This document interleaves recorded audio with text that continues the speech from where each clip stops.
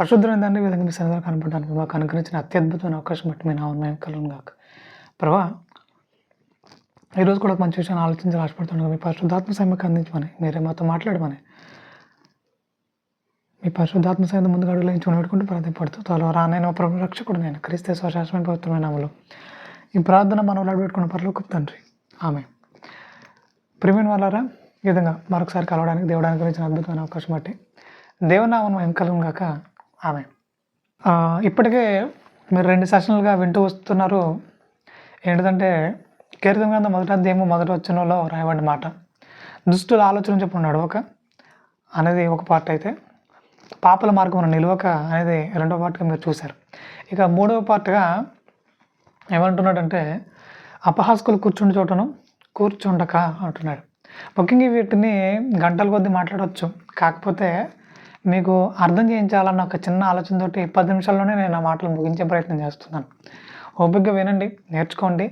దేవుని చేతం అయితే మరింత వివరంగా విపులంగా మరిన్ని సార్లు మనం మాట్లాడుకునే ప్రయత్నం చేద్దాం. కాకపోతే ముఖ్యంగా మీకు ఈ విషయాలను అర్థమైతే తర్వాత ఎంతసేపు మాట్లాడినప్పుడు మీరు అర్థం చేసుకుంటూ వింటారనే ఒక ఆలోచనతోటి నేను మొదటగా 10 నిమిషాల మటుకు మీతో మాట్లాడుతున్నాను.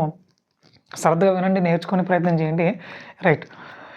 అపహాస్కులు కూర్చుండే చోటను కూర్చుండక అంటున్నాడు. ఇప్పుడు అపహాస్కులు కూర్చుండే చోట కూర్చుంటే ఏమైంది అంటే అదేమైనా వ్యాధి అంటుకుంటుందా అంటే ఖచ్చితంగా అంటుకునే వ్యాధి అది. అంటే ఇప్పుడు ఏలియా గారి సందర్భంలోకి వెళ్ళిపోతే ఎలీషా గారి సందర్భం అనుకుంటా. ఎలీషా గారి సందర్భంలో ఆయన వెళ్ళిపోతున్నాడంట, ఎక్కుతూ వెళ్ళిపోతున్నాడంట ఆయన తన మార్గంలో. అయితే కొంతమంది యవనస్తులు వచ్చి బోడివాడ అని అతన్ని అపహాసం చేస్తారు. అలా చేసినప్పుడు ఆయనకి కోపం వచ్చి నేను నిజంగా యెహోవా ప్రవక్తను అయితే కనుక దేవుని ఉగ్రత మీ మీదకి వస్తుంది అన్నట్టుగా ఆయన మాట్లాడేసరికి శపిస్తాడు. శపించేసరికి ఎలుగుబంట్లు వచ్చి ఆడెలుగుబంట్లు వాళ్ళని తినేసి చంపేస్తాయి. ముఖ్యంగా అక్కడ ఉన్న వాళ్ళందరూ అతన్ని వెటకరించారా, అపహాసం చేశారంటే కాదు, అందులో కొంతమంది మాత్రమే అతన్ని అపహాసం చేశారు. కానీ అతనితో ఉన్నందుకు, ముఖ్యంగా వాళ్ళతో ఉన్నందుకు వాళ్ళని కూడా తినేసింది ఆ ఎలుగుబంటి. అంటే అపహాసం చేసేవారి పక్కనుంటే ఎంత ప్రమాదం మనకి ఈ విషయం చూస్తే అర్థమైపోతుంది. అమ్మో చాలా ప్రమాదం అని. సో మరి ఇలా అపహాసం చేసేవాళ్ళు మన చుట్టూ ఉంటానే ఉంటారు కదా, వాళ్ళ ఫ్రెండ్స్లో ఉంటారు, చాలామంది ఉంటారు. మరి వాళ్ళ పక్కన కూర్చోకూడదండి అంటే కూర్చోకపోవడం బెస్ట్. ఎందుకంటే ఖచ్చితంగా వాళ్ళకు వచ్చే శిక్షలో మనం కూడా పాల్గొని పొందాల్సిందే అన్నట్టుగా క్లియర్గా అర్థమవుతుంది. తర్వాత మరి వాళ్ళు ఇలాగా ఎదుటి మీద జోకులేసి వాళ్ళు అపహాసం చేస్తున్నప్పుడు మనం నవ్వకూడదా అంటే నువ్వు కూడా చేసినట్టే కదా అదొకటి. ఇక రెండు మరి తప్పని పరిస్థితుల్లో మరి మేము పని ఎక్కడ చేస్తున్నాం, మరి వారితోనే ఉంటాం మేము. మరి ఇలాంటి పరిస్థితుల్లో మరి మేము వారికి దూరంగా వెళ్ళిపోయి ఉండడానికి అయితే అవకాశం లేదు.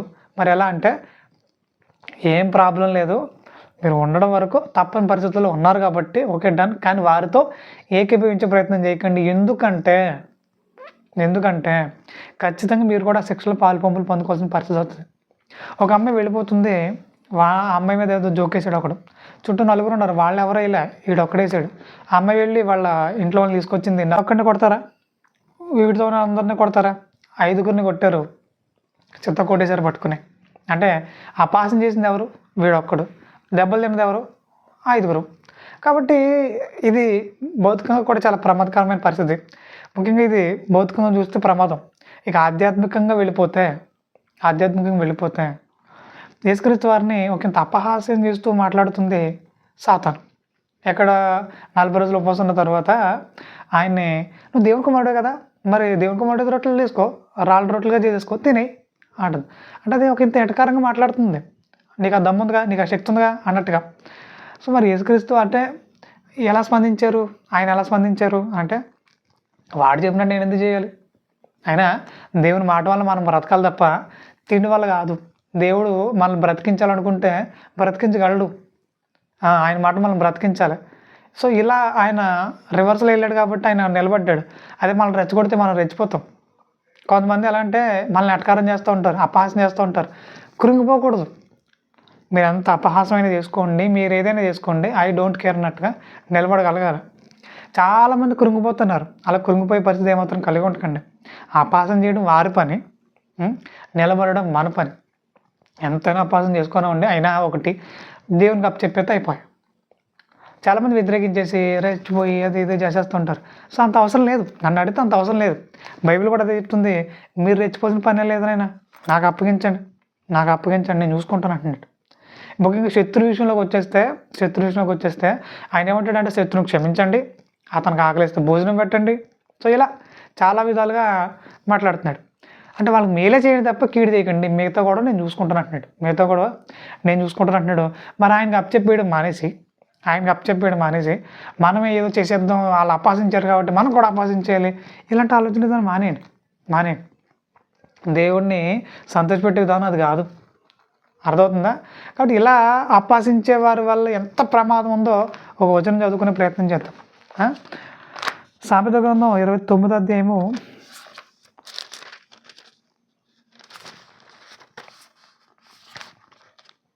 7వ వచనం.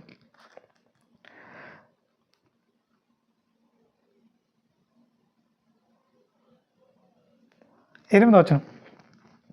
అపహాసకులు పట్టణమును తల్లెడల చేయుదురు, జ్ఞానులు కోపము చల్లార్చెదరు. జ్ఞానం ఉంటే ఏం చేయొచ్చంట? కోపాన్ని చల్లార్చవచ్చట. మరి అపహాస్యులు అంటే ఏం చేస్తారట? పట్టణాన్నే తల్లడింప చేసేస్తారట. అంటే వాళ్ళ వల్ల ఏమాత్రం ఉపయోగం లేదు కదా, మరింత నష్టం అని చెప్తున్నాడు.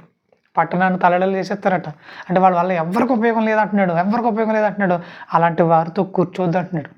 అలాంటి వారితో ఏకీభవించొద్దు అంటున్నాడు. అలాంటి వారిని మీకు స్నేహితులుగా కలిగి ఉండొద్దు అంటున్నాడు.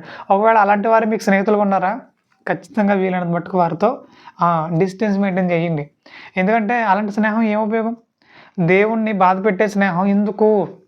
మీ స్నేహం వాక్యం కావాలి, మీ సహవాసం ప్రార్థన కావాలి. అంతేగాని అవి అర్థమైన ఆలోచనలకు వెళ్ళిపోతాం, మాకు నచ్చినట్టుగా మేము బతుకుతాం. ఈ విధానం మంచి పద్ధతి కాదు. సో దేవుడు బాధపడే విధానం అది. కాబట్టి అపహాసం చేస్తున్నారు ఎవరైనా మిమ్మల్ని, నిలబడండి, బలంగా నిలబడి చూపించండి. వారికి బుద్ధి చెప్పే ప్రదంగా మీరు ముందు కొనసాగండి. అంతే తప్ప కృంగిపోకండి, అలాగని రెచ్చిపోకండి. ఈ రెండు మీకు క్లియర్గా అర్థం కావాలి. మరి అలా అపహాసం చేసిన బలంగా నిలబడిన వాళ్ళు ఎవరైనా ఉన్నారు బైబిల్లో అని అంటే ఖచ్చితంగా ఉన్నారు.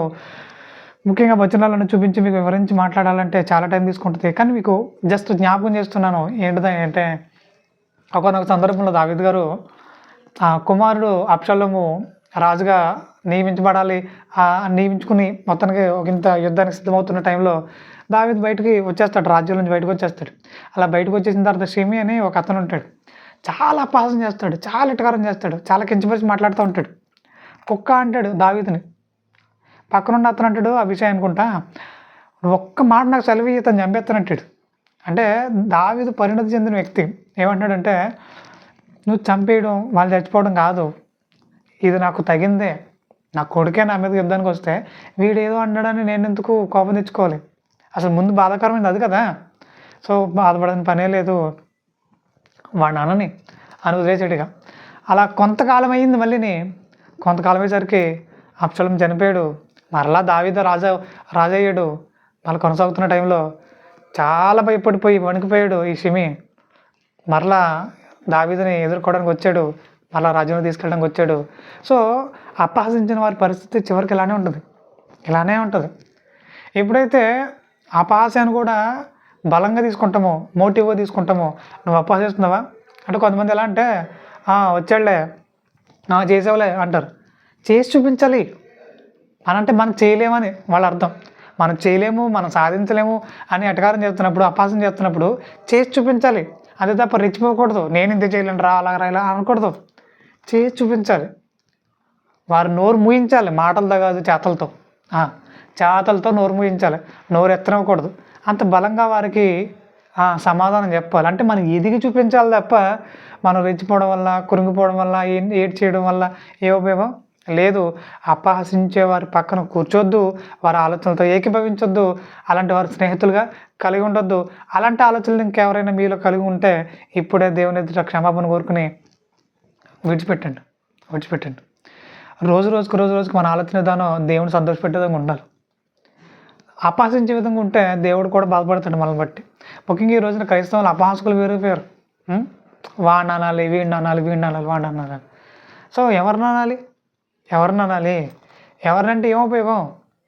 కాబట్టి సరిచేసే ప్రయత్నం చేయండి, మంచిదే.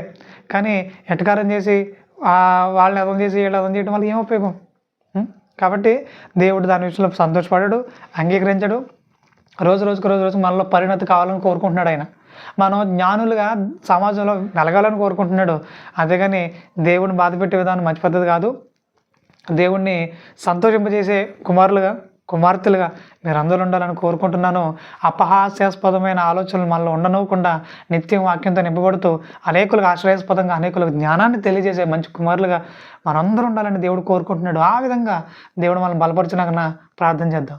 పరిశుద్ధుడైన తండ్రి, ఇంత అద్భుతమైన అవకాశం కల్పించి శ్రేష్టమైన సంగతులతో నింపి నడిపిస్తున్న రీతిని బట్టి మరింతగా కృతజ్ఞత తెలుస్తున్న తండ్రి, మీ నామం మహిమ కలుగును గాక. రోజు రోజుకు మరింత పరిపూర్ణత అడుగులు ఇస్తున్నాయినా మీ కృపలు వరదలడానికి, మీ నామం మహిమకరంగా ముందు కొనసాగడానికి మీ గొప్పదైన పరిశుద్ధాత్మ సహాయం మాకు అందించి మీరు వేడుకుంటూ ప్రాధాన్యపడుతూ త్వరలో రానైనా మా ప్రభువు రక్షకుడునైనా క్రీస్తు శాశ్వతమైన పవిత్రమైన నామములో ఈ ప్రార్థన మనలో నడిపెట్టుకున్న పరలోకపు తండ్రి. ఆమేన్ ఆమేన్ ఆమేన్. వందనాలండి.